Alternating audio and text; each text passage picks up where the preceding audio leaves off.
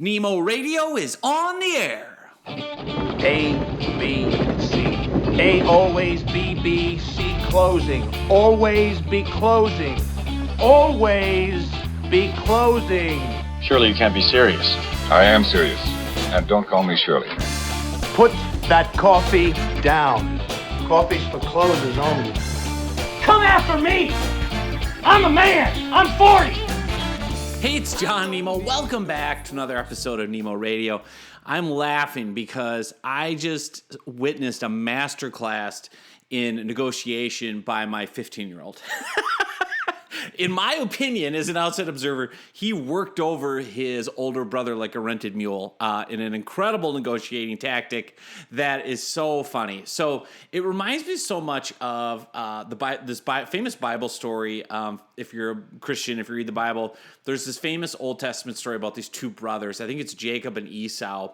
And Esau's the older brother. And in that culture, in that era, the older brother, man, the birthright was everything. If you were the oldest, you got all the accolades, you got access to everything, you got the most prestige and honor, and you got put in charge of everything, and so the birthright was a big deal, right? And so anyway, as far as I'm recalling this, I'm not going to go look up the Bible story here in the middle of the podcast, but basically Esau's out hunting one day, hunting and gathering or whatever they did in the Old Testament, comes home, he's starving, right? He's just jonesing for a meal, and there's Jacob, his little brother, eating a bowl of hot, fresh stew, right? And oh man, the smell, the aroma is going through the hut or whatever they lived in. And Esau comes in and he's like, oh man, give me a bowl of that soup. Give me that soup. Give me that soup. And Jacob's like, no, man, I made it. It's mine. No way.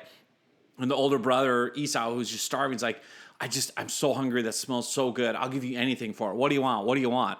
And Jacob's like, no. And he's like, seriously, what do you want? And finally, Jacob's like, I want your birthright. Like, I want to get all the accolades and everything from being the oldest. And the brother's like, fine, okay. And so he, trades him for the bowl of soup, eats his little one bowl of soup, and then loses out, right, on all the long-term gain of being the oldest and the birthright. And so a similar scenario played out here at the Nemo house where it was a bowl of Fruit Loops. Fruit Loop cereal. Of course, who wouldn't kill for Fruit Loops? So anyway, Bailey recently turned 15, our youngest son, and he's the entrepreneur and the negotiator, and he's already got great sales acumen. And so he got a bunch of different sugar cereals for his birthday. Then his older brother, Alex, saw this big box of Fruit Loops and was like, oh, man, that's my favorite cereal. Mom and Dad, buy me some. And we're like, no, that's too much sugar. He's getting it for his birthday. It's his cereal. Don't touch it, right? Because we have 3 boys. And, of course, if you don't guard your stuff, it's fair game. So anyway, they start negotiating. And first Alex is offering him $1, for a bowl. And then the price is going up and they're haggling. And the core negotiating tactic that Bailey had down that applies to you and me is whoever is willing to walk away wins. I know Chris Voss talks a lot about that in his book, a great book on negotiating, Never Split the Difference. And it really is true. And I think of one example where Sarah, my wife, and I, back before we had kids, were going in to buy a car. And she literally, at the time, we were both like in our very early 20s, right out of college. And she had a check from her parents it was actually, I remember the number, it was $5,888 for some reason, right? And 88 cents. Maybe it was a joke. But literally, that was the money she had to buy a car with at the time. And I remember we called, like, we're looking for a Saturn, because at the time I had a 94 Saturn, and we're like, hey, we'll get another one. This is the late 90s. And we're like, yeah, let's just get a used Saturn. At least, we know what we're getting or whatever. And we remember calling around, and we lived in Phoenix at the time, and the car dealer, it was listed in the newspaper, because this is how long ago the story is, in the printed newspaper, it was listed for like $10,000, right? That was like the sale price. And she's like, well, I only have about $6,000. They're like, just come in. And she's like, really? Well, I don't want to spend more than $6,000. Just come in. And so, of course, we went in, and it was the classic used car shopping story where test drove the car, liked it, and then the haggling started, right? And the guy did all the stuff you see in the car, in the movies that used car sales guys, the stereotypical stuff of, I'm going to have to talk to my manager, and he leaves and comes back and says, the best we can do is $8,000, and I'll throw in 10 oil changes. And Sarah kept willing to be walking away. She's like, I literally have $5,888.88. Like, you need to get me out the door for that amount. Like, tax, title, license, whatever, right? And the guy kept doing, well, let me talk to the man. And he kept leaving, pretending he's sorry to the manager, coming back. And he would keep coming down. And she was just like, no, right? And so this went on, I kid you not, for probably 2 hours. And we're tired and we're hungry and we're like, forget it, right? Like, I think he came down to $6,500. And again, the original price was 10 grand. And later we looked up the Blue Book. It was worth like $7,500. Like the car was worth more, right? Than he'd already come down below like the Blue Book value of it because it had low miles and everything. But anyway, $6,500, and Sarah's like, forget it. Let's go. I'm out of here. Willing to walk away, right? And the guy was incredulous and like, you're going to walk away, you know, for $500 or whatever it was. And then I remember I finally got a little wisdom and I go, you're going to let us walk away for $500?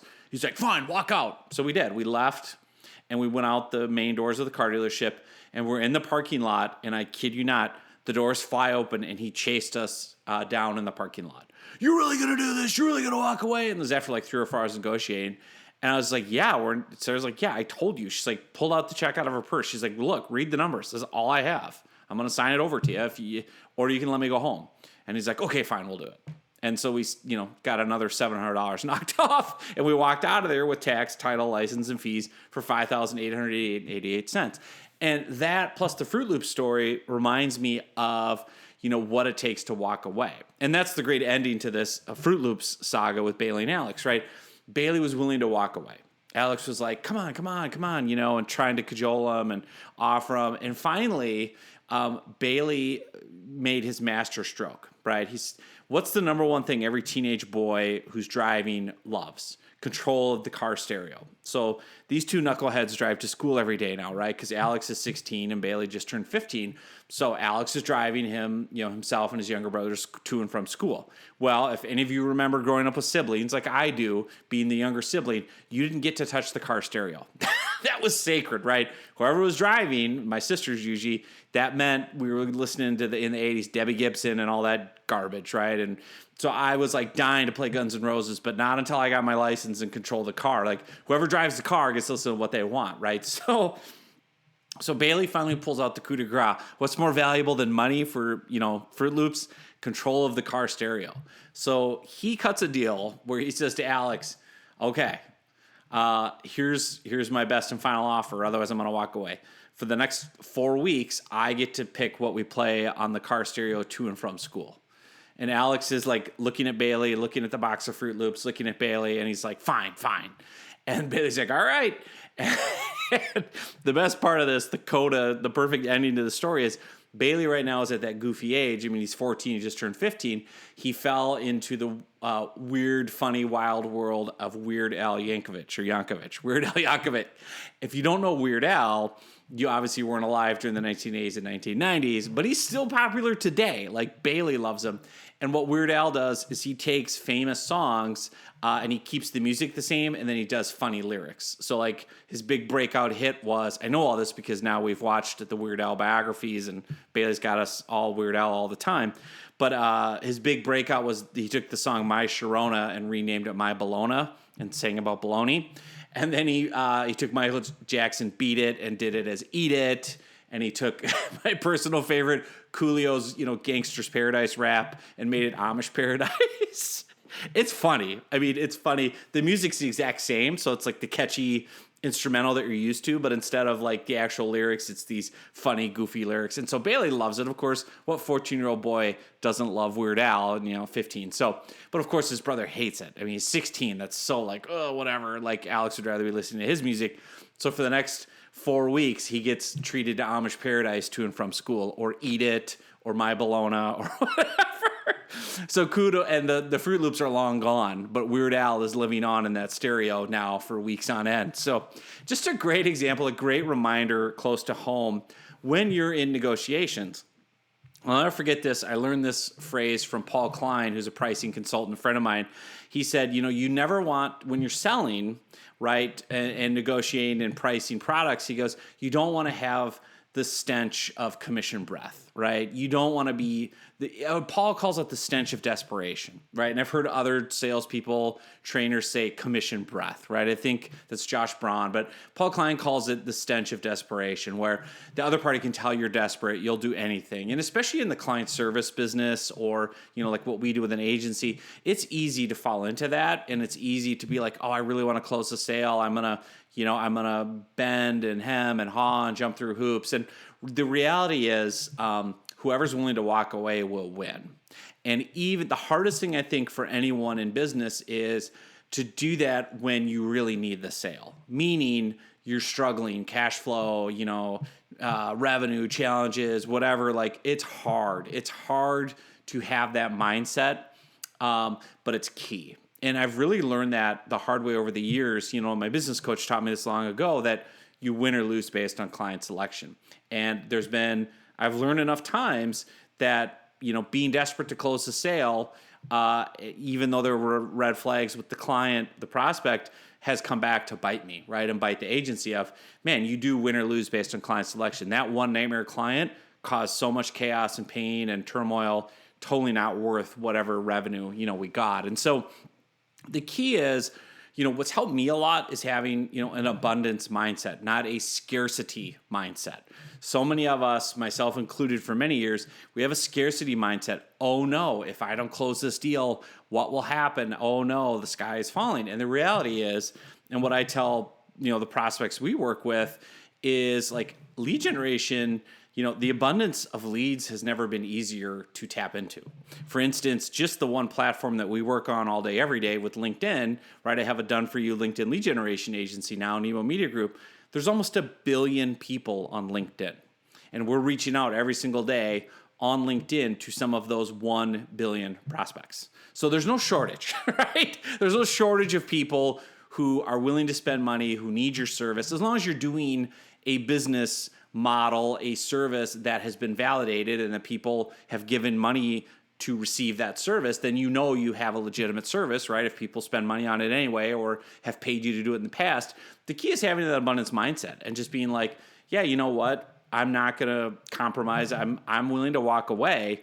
And what often happens, and I've seen this happen too for me on sales calls, is the other party's like, wait, you're going to walk away? They're like the car dealer guy chasing me in the parking lot. They're like, what do you mean you don't want to work with me? And I'm like, well, listen, I told you, like, this is what we're going to do, and this is what needs to be involved, and we're not going to change that just because you don't like it, or, I don't do it in a antagonistic way, but I'm like, we have a certain way we do things, and, all these steps and things. And if someone comes in and wants you to change everything you do and change your business and change your payment structure and payment plans and change the way that you, do whatever, it's like, no, you don't have to. It's your business. Like, you can walk away and be like, well, we're not a fit then. And people, when you say that, they're like, wait. Like, it's like junior high. What do you mean you don't like me? You don't want to be with me? Like, oh, wait. Like, it's amazing to me. It's such simple psychology that, my 14-year-old with a bowl of Fruit Loops knows. Like, if I'm willing to walk away, he's going to cave and give me Weird Al on the stereo. And he did. Because Bailey's like, all right, forget it. I don't want money. I want the stereo. No way. All right. I'll take my Fruit Loops back. Wait. So anyway, great analogy. I'm sure my sons will be mortified and embarrassed by me telling stories about them. But the good news is they don't pay any attention to me. They don't listen to any of my content. They'll never know. They'll probably find this when they're like 50 and then laugh about it. So there you go. Anyway, I hope you found this helpful. Remember that strategy in negotiations. Be the one willing to walk away, and you're going to have all the leverage and all the power. And don't be afraid to walk away. Don't be afraid to say no. Don't be afraid, especially when you're the one selling your service or product. That also puts you in a position of power that you're selling something of real value. The fact that you're not willing to just take anything or jump through every hoop the prospect wants subconsciously says to the prospect, oh, you're not desperate. You're not having commission breath. You don't have the stench of desperation that Paul Klein talked about. Like, you actually must be having a solid business and be doing okay, and you're not afraid, and you're not just going to take whatever you can get and whatever scraps people throw to you. Well, you must be doing something right. There's something to be said for that when you're willing to be like, no, it's not fit for us. And that's a real power move that, I've used really well in selling our services is I will flip the script on the prospect and say, well, as you probably know, or as anyone will tell you, you win or lose based on client selection. So let me ask you, name of prospect, why would you be a great client for Nemo Media Group? Why would we love to work with you? Why would we want to work with you? And then they have to justify themselves. And it works every time because that flushes out any red flags for me of why they would be a terrible client. And then they also feel like, well, why wouldn't you want to work with me? I'm great. I'm this, I'm that, I'm that. And if this goes, I'm going to do this, and I'm going to tell that, and I'm going to tell all my friends, and I'm going to, trust your process. And I'm looking for all these certain answers where I go, okay. And then it's a great natural segue for me to say, okay, awesome. You sold me. I want to, I'm willing to work with you. I'm willing to work with you. Like, yes, you can become a client, right?